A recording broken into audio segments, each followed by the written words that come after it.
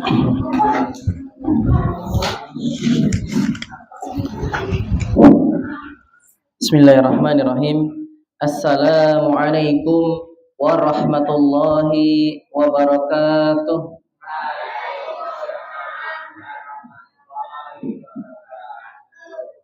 Alhamdulillah hamdan katsiran tayyiban mubarakan fih kama yuhibbu rabbuna wa yarda. Asyhadu an la ilaha illallah wahdahu la syarikalah wa asyhadu anna Muhammadan abduhu wa rasuluh.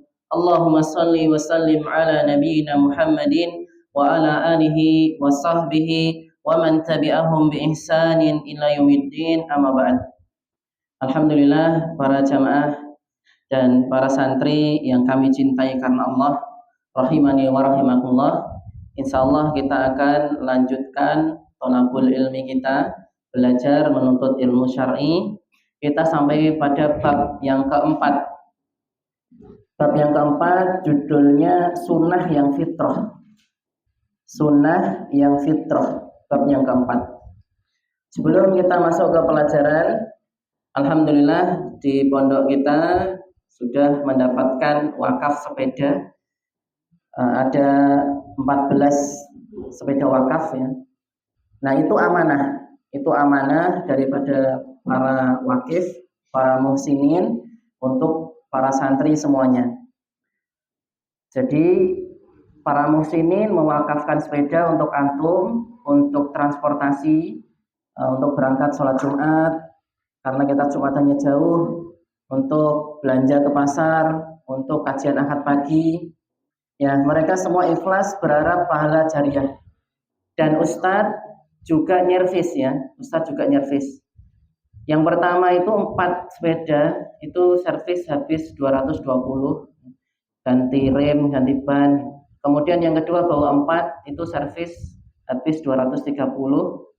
Terus malam ini bawa 6, ini habisnya 1.250.000. Jadi hampir 2 juta ya. Nah, makanya antum diberi amanah, Ustadz juga modal, antum yang hati-hati. Jangan dirusakkan, ya, jangan dibuat trek-trekan, jangan dibuat balap-balapan. Kalau ada yang rusak remnya atau apa, segera lapor, nanti diperbaiki. Nah, caranya hari ini Ustadz bawa timbangan berat badan. Besok pagi semuanya nimbang. Nanti diurutkan dari bobot yang paling kecil, dia yang milih. Dari 14 sepeda itu silahkan pilih yang paling dia sukai. Dari bobot yang paling kecil. Nah, sepeda itu terus kita kasih nama yang memilih. Temannya nggak boleh minjem, ya, biar ada yang bertanggung jawab. Kenapa milih dari bobot yang paling kecil? Karena kalau milih dari bobot paling besar, nanti yang kelas besar milih yang paling bagus. Nah, padahal yang paling bagus itu kalau sepeda sekarang, onderdilnya itu lebih ringkih. Ya, peleknya itu cuma dari aluminium. Kalau sepeda jadul itu dari besi, awet, kuat. Nah, makanya yang bobotnya paling kecil dia boleh milih sepeda yang paling bagus, biar lebih awet. Nah, kalau yang bobotnya besar dia milih yang sepedanya paling besar, ya, biar kuat, ya, biar nggak cepat rusak, gitu ya. Jadi besok pagi semuanya nimbang, diurutkan dari bobotnya yang paling kecil, nanti milih sepeda yang paling dia senangi, terus dikasih nama. Nah, dia yang bertanggung jawab merawat sepedanya itu. Kalau berangkat sholat Jumat ya pakai sepeda itu, kajian Ahad pagi ya pakai sepeda itu, belanja ya pakai sepeda itu, temannya nggak boleh minjem. Ya, ini khusus, dikasih nama sendiri-sendiri, temannya nggak boleh minjem. Ya, tanggung jawab sendiri-sendiri. Nah, nanti kalau rusak, dia yang tanggung jawab sendiri-sendiri. Gitu ya. Paham ya? Barakallahu fikum. Sekarang kita lanjutkan pelajaran kita bab yang keempat, sunnah yang fitrah.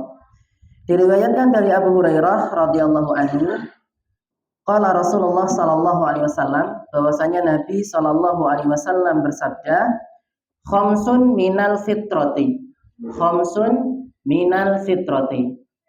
Kebersihan ya, atau fitrah atau kesucian itu ada 5 ya. Khamsun minal fitrati. Ada 5 hal yang termasuk fitrah, termasuk kesucian. Apa 5 itu? Yang pertama Al-istihdadu. Al-istihdadu. Yang pertama adalah mencukur bulu kemaluan. Yang kedua, wal khitanu, khitan. Kemudian yang ketiga, wa qassus syaribi, menipiskan kumis atau mencukur kumis. Kemudian yang nomor 4, wa natful ibiti, mencabut bulu ketiak. Kemudian yang nomor 5, wa taqlimul adfari. Wa taqlimul adfari, memotong kuku. Ya. Yang pertama tadi apa Mas Nizam? Ya, mencukur bulu kemaluan. Ini termasuk fitrah, termasuk kesucian, termasuk kebersihan, ya. Jadi laki-laki maupun perempuan dia harus mencukur bulu kemaluannya, ya. Karena ini termasuk fitrah, termasuk kesucian. Jangan lebih seseorang itu membiarkan bulu kemaluannya sampai melebihi 40 hari 40 malam. Nanti kalau seperti itu, yang terjadi akan menjadi sarang daripada setan. Setan akan bersarang di tempat-tempat yang kotor. Di antaranya setan akan bersarang di sekitar bulu kemaluan. Maka ini harus dicukur. Kalau lebih mau tertib lagi, sepekan sekali dicukur. Apalagi wanita, ya. Mohon maaf, kalau wanita afdolnya adalah dia sering-sering mencukur bulu kemaluannya, karena ini lebih membahagiakan suaminya. Jadi jangan sampai menjadi gondrong, ya. Ini adalah tidak mempunyai adab yang bagus, ya. Ya seperti itu. Ya. Makanya laki-laki dia itu dianjurkan untuk khitannya itu ketika masih kecil. Tidaklah Nabi Shallallahu Alaihi Wasallam mengkhitan cucunya Hasan dan Husain ketika umur 7 hari. Ya, jadi antum jangan khitan tua-tua. Ya. Umur 17 tahun baru khitan. Nanti yang khitan takut nanti, itu kok ada hutan rimbun di situ, ya, berbahaya. Baik. Bagaimana cara mencukur bulu kemaluan? Bisa dengan gunting, ya. Bisa dengan alat cukur kumis, bisa dengan dicabut, ya. Ini diantara cara mencukur bulu kemaluan, al-istihdad. Nah, para ulama menyebutkan al-istihdad dari asal katanya adalah hadid. Hadid itu apa bahasa Arabnya Mas Aka? Mana Mas Aka? Hadid apa Mas Aka? Al-hadid apa? Besi. Istihdad itu berasal dari kata besi. Karena dahulu orang-orang membersihkan bulu kemaluan itu dengan alat cukur atau pisau cukur yang terbuat dari besi. Ya, maka disebut al-istihdad, membersihkan bulu kemaluan dengan besi. Bisa dicukur. Ya. Zaman dulu nggak ada gunting, Mas. Dulu banget nggak ada gunting. Orang itu kalau mau cukur rambut, ya, sama seperti sekarang, ya. Kalau kebanyakan orang-orang yang umroh, yang haji itu mereka bertahlul, mereka digundul itu nggak pakai gunting. Bahasanya mereka itu dibotak. Kalau antum minta dibotak itu berarti gundul. Tapi kalau antum minta gundul itu berarti dicukur tipis. Ya, ini perbedaannya. Jadi jangan salah. Kalau nanti kita umroh, ya, kita minta tahallul, bilang sama tukang cukurnya di Arab Saudi, bilangnya botak. Kalau botak itu dicukur habis, gundul, ya, sampai mengkilap itu. Ya, kalau dikasih minyak bisa bercermin di sana. Ya. Itu pahalanya 3 kali lebih besar daripada yang cuma dicukur tipis. Nah, kalau dicukur tipis itu sebetulnya gundul. Gundul itu cukur tipis. Tapi kalau botak itu habis. Ya. Karena Nabi mendoakan orang yang dicukur gundul, ya, botak itu 3 kali, baru yang dicukur tipis 1 kali. Nah, ini untuk keutamaan orang yang tahallul selesai dari umrohnya dia membotakkan kepalanya. Pakai apa? Pakai besi. Ya, zaman dulu pakai besi. Maka dulu itu nggak ada gunting. Ya. Gunting itu termasuk alat yang modern. Setelah ditemukan bagaimana caranya, jadilah gunting. Dulu para sahabat kalau menyukur kumis, ya, terkadang pakai pedang. Bahkan orang-orang Belanda, kalau antum punya film sejarah penjajahan Belanda ke Indonesia, Indonesia dijajah Belanda berapa tahun lamanya? Berapa? 350 tahun. Itu udah berapa anak, berapa cucu. Sekarang ini alhamdulillah ya, ini Agustus tanggal 3 ya, kita memperingati hari kemerdekaan NKRI, Negara Kesatuan Republik Indonesia. Indonesia yang tercinta ini setelah 350 tahun dijajah oleh Belanda, dijajah pula oleh negara mana? Setelah itu Jepang. Ya. Berapa tahun? Ya, berapa tahun? Ya. Dengan penuh perjuangan ya para pahlawan kita, ya, mereka rata-rata santri. Ya. Pahlawan yang memperjuangkan kemerdekaan Indonesia rata-rata santri. Jadi antum para santri harus meniru para pahlawan. Ketika melawan para penjajah takbir, takbir.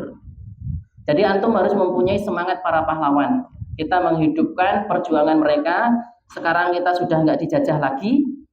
Ya, kita sudah enak bisa makan nasi. Nah, dulu Pak Detris itu tanya saja. Waktu Pak Detris masih kecil itu makan nasinya gimana? Kalau pas ada hajatan, nah, makannya tiwul. Ya, antum sekarang udah enak makannya nasi. Ya, makanya dihabisin, jangan disisakan. Ya, gitu ya. Baik. Nah, di video penjajahan itu orang-orang Belanda itu kalau nyukur kumis nggak pakai gunting. Mungkin waktu itu nggak bawa gunting dari luar ya, pakainya pedang. Ya, dicukur kumisnya pakai pedang. Makanya mencukur bulu kemaluan di dalam kitab-kitab fikih para ulama disebut al-istihdad. Ya, karena alatnya itu hadid, alatnya dari besi. Ya, jadi cara mencukurnya adalah bisa dicukur, bisa dipotong pakai gunting, bisa dicabut. Ya, yang dilarang pakai apa? Pakai api, ojo dibromot. Ya, mentang-mentang bulunya sudah banyak, langsung bawa api. Nah, nggak boleh. Ya, ini menyiksa namanya. Ya. Kemudian yang kedua tadi apa, Mas Salman? Yang kedua apa? Khitan. Khitan itu adalah sunnahnya Nabi Ibrahim alaihissalam. Hukum khitan, nah ini perhatikan. Hukum khitan itu wajib bagi laki-laki maupun perempuan. Ya, ada yang baru dengar? Hukum khitan itu wajib bagi laki-laki maupun perempuan. Jangan tanya, yang perempuan yang dipotong mananya, jangan tanya. Ya, tapi di kitab-kitab fikih para ulama disebutkan perempuan juga wajib berkhitan. Dalilnya adalah Nabi Shallallahu Alaihi Wasallam pernah bersabda kepada seseorang laki-laki yang baru masuk Islam, alqi anka sya'ral kufri wal khitan. Campakkan dari musiar kekufuran dan berkhitanlah. Jadi kalau ada orang Nasrani, orang Hindu Buddha, umurnya nyuwun sewu, sudah 40 tahun, 50 tahun, syahadat, masuk Islam, disuruh khitan enggak? Khitan. Ya, umur 50 tahun tetap suruh khitan. Jadi khitan itu sunat ya, itu tidak menjadi syarat seseorang punya anak atau tidak, enggak syarat. Ya. Yang penting mereka suami istri, mereka berhubungan punya anak walaupun suaminya nggak sunat. Buktinya orang-orang barat itu banyak diantara mereka yang tidak sunat. Ya. Orang Cina itu banyak yang nggak sunat. Tetapi sekarang ilmu penelitian modern sudah menemukan bahwasanya orang yang sunat, orang yang khitan itu lebih sehat. Makanya ada orang-orang barat sekarang walaupun Nasrani, walaupun penyembah matahari, mereka berkhitan. Bukan niat untuk ibadah, tapi niat untuk apa? Cari kesehatan. Ya, cari kesehatan. Nah, kapan Nabi Ibrahim alaihissalam itu diperintahkan untuk berkhitan? Ya. Diriwayatkan dari Abu Hurairah radhiyallahu anhu bahwasanya Nabi Shallallahu alaihi wasallam bersabda, "Ihtatana Ibrahimu Khalilur Rahman ba'dama atat alaihi samanunas sanah." Ya. Nabi Ibrahim, apa gelarnya Nabi Ibrahim? Khalilur Rahman. Ini gelarnya Nabi Ibrahim. Khalilur Rahman. Ya.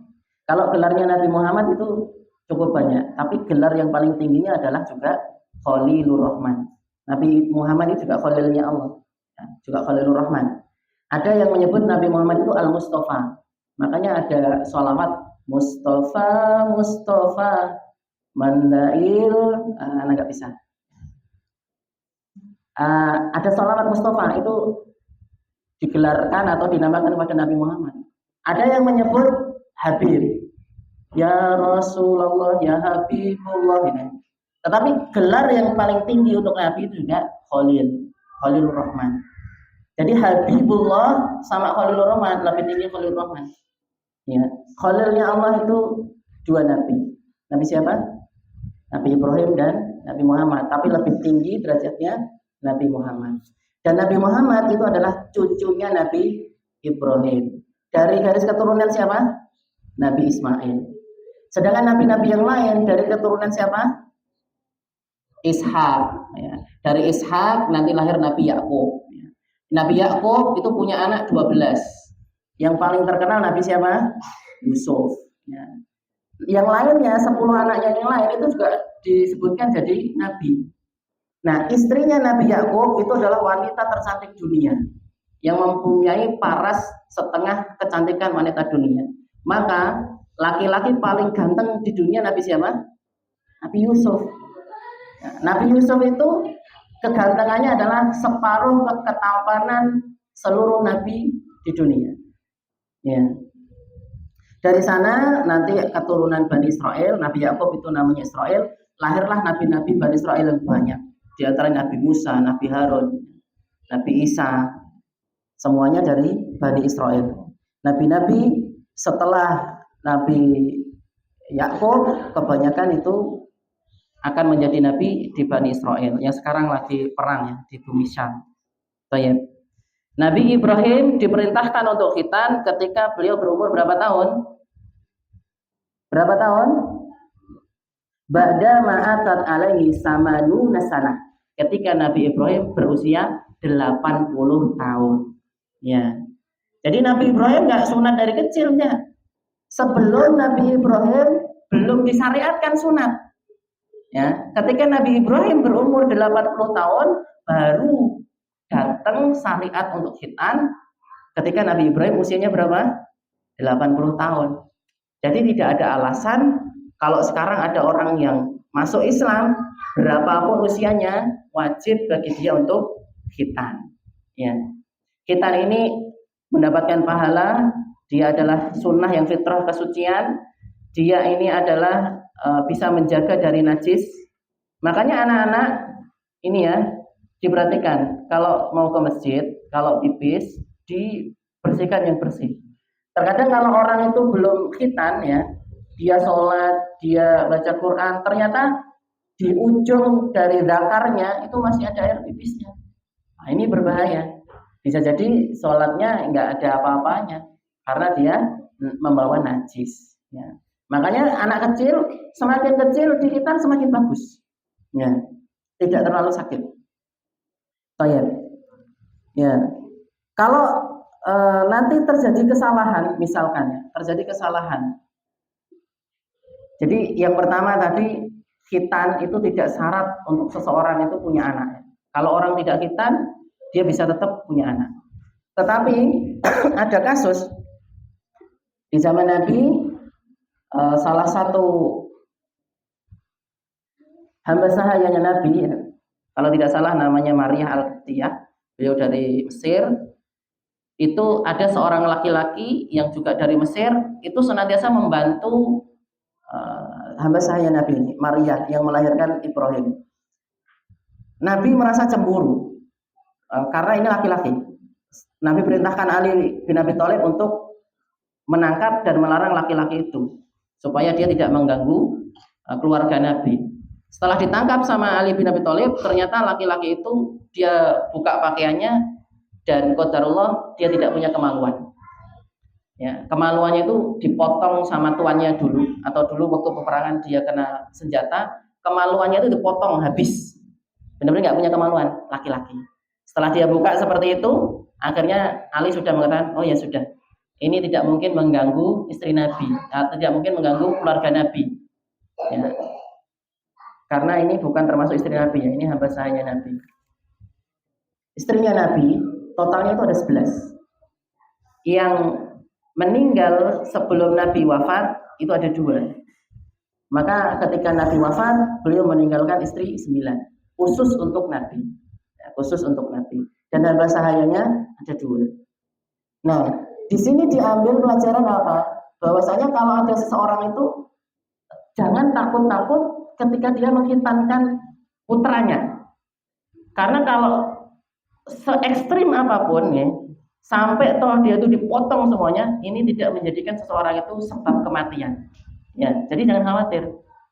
Makanya yang benar khitan itu adalah dipotong itu semuanya. Ya, kemarin kita ada khitanan massal, ya itu pakai laser, itu dijepit semuanya, dipotong semuanya, dipotong seperti cincin.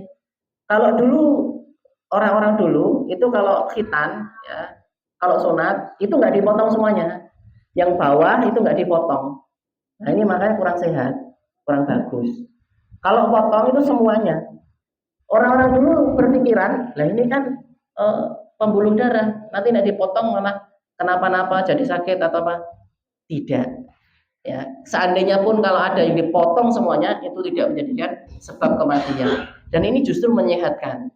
Makanya buktinya apa? Orang-orang Jawa kalau dia selesai khitan sebulan 2 bulan kemudian biasanya jadi apa? Badannya tumbuh besar, biasanya keker ya. Kalau sudah khitan, ada 2 orang lahir bareng, yang satu udah khitan, yang satu belum. Itu pertumbuhannya beda. Yang sudah dikhitan, tumbuhnya akan beda. Kalau anda nggak percaya, lihat itu ini filosofi orang Jawa. Anak gedang, tahu anak gedang? Pohon pisang tahu? Pohon pisang itu kalau dia itu nggak dipotong, dia tumbuh di situ ngerembun jadi banyak, kecil. Tapi kalau anak pisang itu dicangkul, dipindah di tempat yang lain, ya dia udah dipotong dari induknya, dia akan tumbuh besar. Ya, jadi khitan itu diantaranya adalah menyehatkan. Diantara dia cepat tumbuh besar. Ini adalah sunnah. Ini adalah kesucian. Ya, pahalanya besar. Itu untuk dalil-dalil tentang khitan. Nah, kapan khitan itu dianjurkan? Jawabannya adalah di hari ke-7 kelahiran. Diriwayatkan bahwasanya anna Rasulullah sallallahu alaihi wasallam aqa anil Hasana wal Husaini wa khatanahuma li sab'ati ayyamin. Bahwasanya Rasul sallallahu alaihi wasallam mengakikohi Hasan dan Husain dan menghitannya keduanya pada hari ke-7. Ya. Jadi Nabi mengakikohi Hasan dan Husain itu pada hari ke-7. Hasan dan Husain itu tidak kembar. Anaknya siapa? Ya, Hasan bin Ali, Husain bin Ali. Ibunya siapa? Fatimah. Ya, Fatimah anak siapa? Anak Rasulullah. Maka keturunan Nabi atau ahlul bait Nabi itu mentoknya di nasabnya bin Ali. Tidak ada bin Muhammad, tidak ada. Karena Nabi tidak punya anak laki-laki yang hidup dan melahirkan cucu, nggak ada. Keturunan Nabi itu berasal dari Fatimah. Jadi nanti ujung-ujungnya itu bin Hasan bin Ali bin Abi Thalib. Tidak ada yang bin Muhammad, nggak ada. Makanya kalau antum ngerti berita di media sosial ada sekelompok yang mendebatkan masalah keturunan Nabi sampai tes DNA dan sebagainya, mereka ngotot keturunan Nabi, ketahuilah bahwasanya tidak ada yang dibinkan ke bin Muhammad sallallahu nggak ada. Nanti mantap-mantapnya bin Hasan atau bin Husain bin Ali bin Abi Thalib. Dan keturunan itu nasab itu tidak bisa mempercepat amalnya. Sekalipun dia keturunan Nabi, kalau dia tidak beradab ya, tidak berislam, ya sama saja, nggak ada gunanya. Sekalipun dia keturunan tukang becak, tapi kalau dia imannya bagus, ya dia mondok serius, dia jadi orang yang soleh, maka dia lebih baik daripada keturunan Nabi yang rusak. Baik. Nah, Hasan dan Husain ini tidak kembar, ya, jangan disalahartikan. Nanti orang-orang Indonesia punya anak lahir kembar dinamakan Hasan dan Husain. Ini dulu cucunya Nabi kembar salah. Hasan lahir duluan, 1 tahun kemudian atau beberapa tahun kemudian lahirnya Husain. Tetapi dua-duanya di umur ke-7 perbuatan Nabi kepada cucunya sama, di akikoi dan di hitan. Ya, makanya yang paling afdol akikoh itu hari ke-7, bukan sepasaran. Ya, tidak pernah para nabi, para sahabat, para tabiin, tabiut tabiin, para ulama-ulama terdahulu 4 imam madzhab mengakikoi putranya di hari ke-5, nggak ada. Ya, penyembelihannya harus di hari ke-7. Ya, cara ngitungnya gimana? Ya, kalau lahirnya dia itu hari Senin sebelum maghrib, berarti itu masih dihitung hari Senin. Ya, Senin, Selasa, Rabu, Kamis, Jumat, Sabtu, Ahad. Ya, hari Ahad disembelihkan 7 hari berarti. Kalau lahirnya itu setelah maghrib, berarti ngitungnya dari Selasa. Ya, ini hari Senin. Tapi lahir setelah maghrib, ngitungnya berarti Selasa, Rabu, Kamis, Jumat, Sabtu, Ahad, Senin, baru disembelih untuk hitan. Jadi besok antum kalau pulang, ya liburan, tetangga antum mau akikoan, tanya sama antum, Mas, ini mau akikoan ini nyembelih kapan? Waduh, nyembelih kapan yo? Jangan bingung, dihitung saja. Kalau lahir sebelum maghrib, berarti hari itu sudah dihitung. Kalau lahir setelah maghrib, nah hari itu nggak dihitung. Ya, 7 hari. Kalau 7 hari belum bisa, ya ada riwayat yang lain yang mempermudahkan hari ke-14. Kalau hari ke-14 nggak bisa, hari ke-21. Kalau hari ke-21 nggak bisa, terserah, nggak usah ngitung hari. Mau hari ke-50, mau hari ke-110, mau hari ke-1000, mau sudah umur 50 tahun dia baru akikoh, nggak masalah. Nih, nggak masalah. Yang ditentukan tanggalnya itu 7, 14, 21. Setelah itu, mau umur berapapun dia mau akikoh, terserah. Dan tidak ada ketentuan orang kurban harus akikoh dulu, nggak ada. Kadang orang nggak mau kurban karena dia belum diakikohi. Nah, ini juga salah. Baik. Jadi di antara sunnah ketika seorang lahir di hari ke-7, yang pertama adalah dia diberi nama, kemudian dia diakikoi, di khitan. Ya. Jadi memberi nama itu ketika sudah umur 7 hari, pas dia diakikoi, diberi nama. Siapa yang paling berhak memberi nama? Ayahnya. Ya, ayahnya. Bukan istrinya, bukan kakeknya, bukan neneknya, bukan pemimpin desanya, bukan. Tapi ayahnya yang paling berhak memberikan nama. Baik. Yang nomor 3 tadi apa, Mas Yusar? Mencukur kumis atau menipiskan kumis, ya. Menipiskan kumis ini juga termasuk daripada sunnah yang fitrah, ya. Kemudian yang nomor 4 apa, Mas Alfito? Nomor 4 apa? Mencukur bulu ketiak, ya. Tapi yang lebih benar adalah mencabut bulu ketiak. Ya, mencabut bulu ketiak. Bulu ketiak ini harus dicabut, laki-laki maupun perempuan. Ya. Kenapa? Kalau nggak dicabut, dia bisa menjadi sarang setan. Pertama. Yang kedua, kalau tidak dicabut, dia akan bikin orang di sampingnya pas sholat kelenger. Allahu Akbar, meseng, mak breng gitu ya. Ya ambu apa ini? Bikin orang kelenger. Dia nggak pakai Rexona, ya. Tambah kelenger meneh. Tapi bapak-bapak, ibu-ibu, laki-laki maupun perempuan sama nih. Siapa yang perempuan ada bulunya tapi sedikit. Siapa yang dia itu bulunya dicabut, ya, itu tidak bau. Tidak bau. Yang menyebabkan ketiak bau itu bulunya. Ya, bulunya. Jadi santri ini ada beberapa santri yang suka bau badan. Ini kalau mau jujur, dibuka ketiaknya pasti ada bulunya di situ. Walaupun masih lembut-lembut, itu dicabut, Mas. Jangan bikin temenmu, tetangga kasurmu atau malam-malam tidur ngatang-ngatang. Temannya besok pagi watok-watok kabeh. Kenapa, Mas? Ya blenger ini teman saya ini bulu ketiaknya cabut. Ya. Cara nyabut paling mudah gimana? Dikasih plester, kasih solasi atau double tip. Telunjuk sama jempol kasih double tip, ya, dicabut, cabut sendiri. Ojo kok nyedaki Alvito. Alvito. Apa Mas? Cabut iki. Ya. Bahaya. Cabut sendiri ya, cabut sendiri. Dikasih solasi. Kalau lebih mau ekstrem lagi kasih lakban. Template lakban ya. Ya. Gitu. Kalau kepepetnya nanti tangannya lagi sakit atau lagi apa, itu baru dicukur. Ya, pakai cukur kumis sampai bersih. Tapi kalau dicukur itu masih bisa bau. Kalau dicabut insya Allah aman, nggak bau. Ya. Kalau antum balik nanti dari pondok sampai rumah lihat bulu ketiaknya bapaknya antum itu brewok, gondrong ini. Piye caranya? Hah?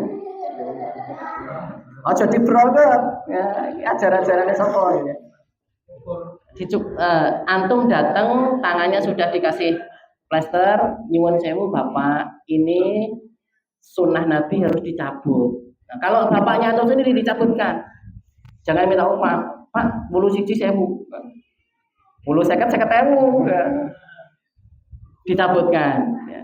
Bulu bapaknya. Jadi pulang dari pondok nanti perpulangan, antum langsung cek, Pak, boleh, coba tangannya Bapak diangkat. Wah, Bapak gondrong, cabut Pak, dicabut ya. Ini sunnah. Saya. Itu yang nomor berapa tadi? Sekarang yang nomor 5. Apa nomor 5? Memotong kuku. Ya. Kuku juga dipotong. Ya. Ibu-ibu yang pengen amal jariah Bu, kalau punya potongan kuku 2, jangan gantungkan di pintu masjid itu. Nah, tali rapiah yang agak panjang, gantungkan di situ. Tidak harus malam Jumat, tidak harus hari Jumat, hari apapun. Ibu-ibu yang punya kuku panjang, nah, dipotong.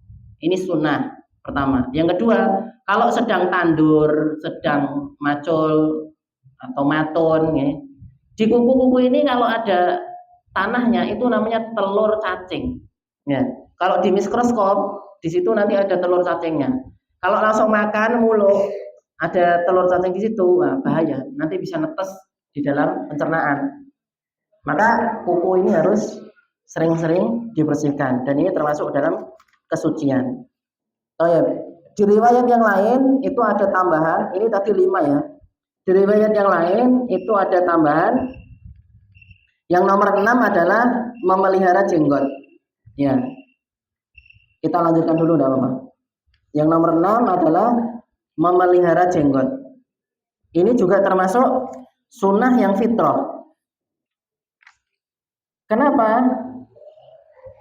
Karena Allah Subhanahu wa taala berfirman, dalilnya adalah Al-Qur'an surat An-Nisa ayat 119. Wala amurannahum fala yughayyirunna khalqallah. Dan aku akan suruh mereka mengubah ciptaan Allah lalu mereka benar-benar mengubahnya. Ya. Jadi ini adalah perbuatan setan. Setan berkata, ya Allah berfirman menerangkan bahwasanya ada setan yang berkata, dan aku suruh mereka orang-orang untuk merubah ciptaan Allah dan mereka benar-benar merubah ciptaan Allah. Maka kalau ada orang laki-laki yang dia itu mencukur jenggotnya sampai habis, maka seperti ini hukumnya haram. Ya. Mencukur jenggotnya sampai habis itu hukumnya haram. Ya, Nabi Shallallahu Alaihi Wasallam juga bersabda, la'ana Rasulullah Shallallahu Alaihi Wasallam al-mutasabbihina minar rijali bin nisa'i. Rasul Shallallahu Alaihi Wasallam melaknat kaum laki-laki yang berusaha menyerupai kaum wanita. Ya. Jadi wanita itu asalnya nggak ada yang berjenggot. Nah kalau laki-laki mencukur habis jenggotnya, maka dia menyerupai kaum wanita. Pertama, Allah sudah menumbuhkan jenggotnya. Kalau dia cukur habis, berarti dia merubah ciptaan Allah. Nah ini adalah dosa. Satu. Yang kedua, kalau dia cukur habis jenggotnya, dia menyerupai wanita. Ini adalah dosa yang kedua. Makanya para ulama mereka melihat mana yang lebih afdal. Mohon maaf. Nah, ini contoh paling ekstrimnya. Ada imam sholat di masjid, dia masih suka minum minuman keras. Sama imam masjid yang dia cukur habis jenggotnya. Mana yang lebih afdal kita sholat memilih imam itu? Ya, maka lebih afdal memilih imam yang dia masih minum minuman keras. Walaupun ini terburuk. Kenapa? Karena kalau dia minum keras, setelah dia minuman keras, dia sudah nggak ada dosanya. Dosanya pas minum saja. Tapi kalau dia cukur habis jenggotnya, dia dosa terus. Ya, dia dosa terus. Karena mencukur jenggotnya ini, oh mohon maaf, itu para ulama di dalam kitab fikihnya yang diterangkan adalah mana sholat di belakang imam yang perokok sama imam yang cukur jenggot habis. Ya, maka lebih afdal sholat di belakang imam yang merokok karena dia dosanya pas merokok saja. Setelah dia merokok dia nggak dosa. Tapi kalau dia cukur habis jenggotnya, dia dosa terus. Ya. Dosanya apa? Merubah ciptaan Allah dan menyerupai wanita. Nabi juga bersabda,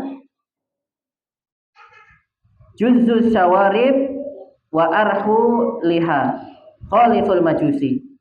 Cukurlah kumismu, peliharalah jenggotmu dan selisihilah kaum majusi. Ya.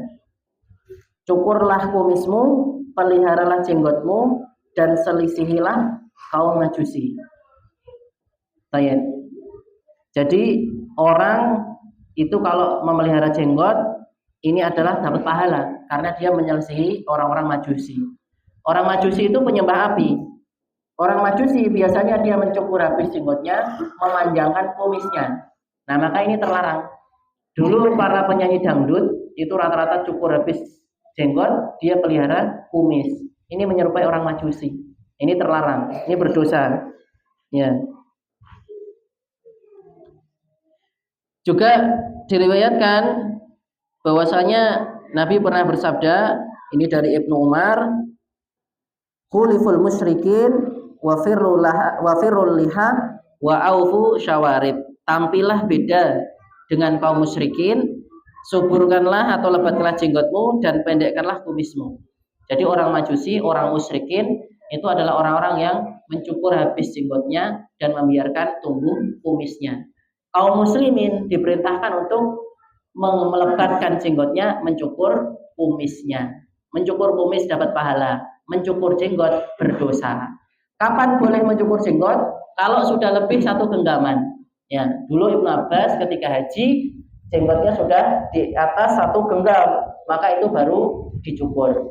Kalau belum ada satu genggaman, maka tidak boleh dicukur. Terakhir, siapa yang tahu binatang buas di hutan? Nah, yang tenanan mas. Binatang buas di hutan apa? Terakhir, sebelum kita tutup.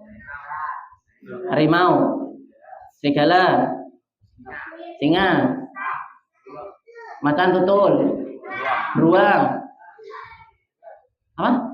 Ular, serigala udah, singa udah,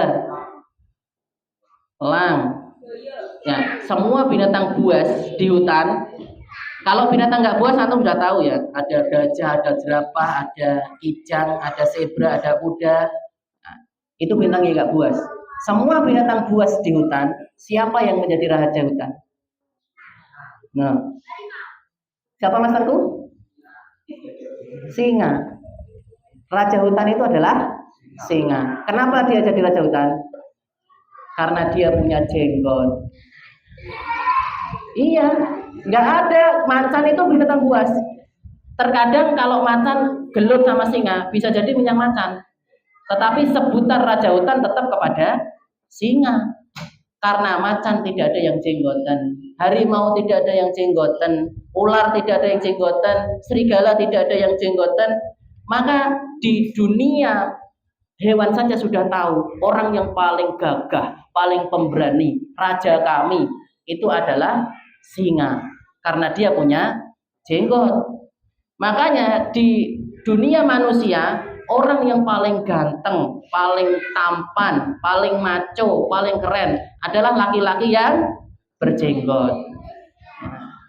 Kalau laki-laki yang tidak berjenggot walaupun putih, kurang keren. Ya, kurang keren, nggak bisa jadi raja. Nah, jadi raja hutan itu adalah singa karena dia punya jenggot. Gitu. Jadi kalau antum melihat laki-laki yang ada jenggotnya, wah itu laki-laki keren, laki-laki ganteng. Nah, dan ibu-ibu kalau memandang orang yang berjenggot itu harus memandang itulah laki-laki paling ganteng di dunia. Gitu. Jadi jadi berjenggot itu ada berpahala, sunnah Nabi, orang paling keren, paling ganteng, bahkan di dunia hewan pun tahu yang paling keren, paling ganteng adalah singa karena dia punya jenggot. Baik, barakallahu fikum. Nah, kita belum selesai di sunnah-sunnah yang fitrah. Insya Allah akan kita lanjutkan pada pertemuan yang akan datang. Semoga Allah panjangkan umur kita di atas kebaikan. Semoga Allah tambahkan kepada kita ilmu yang bermanfaat dan kelak Allah masukkan kita ke dalam jannahnya. Amin amin ya rabbal alamin. Kita tutup dengan doa kafaratul majelis. Subhanakallahumma bihamdika asyhadu alla ilaha illa anta astaghfiruka wa atubu ilaik.